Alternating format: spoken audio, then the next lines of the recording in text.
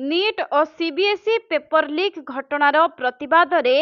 कोरापुट रे जिला स्तरीय छात्र की गुंज पक्षरु समावेश और सांबादिक सम्मेलन अनुष्ठित होईछि।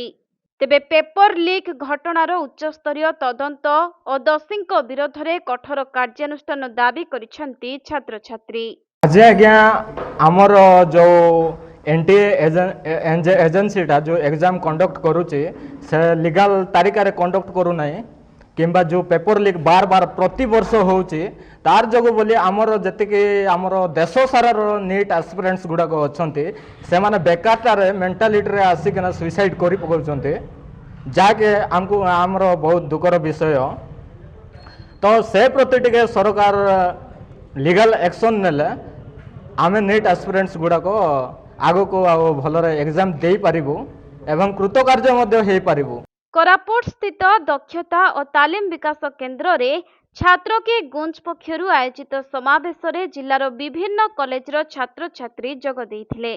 एही अवसर रे पेपर लीक घटना केवल एक घटना नुहे बरं यह छात्र छात्री भविष्यत सह खेल खेलाजिबा सहित समान। तेणु भविष्यत रे स्वच्छ और निरापद परीक्षा व्यवस्था सुनिश्चित करने वक्ता माने आह्वान देइछन्ति।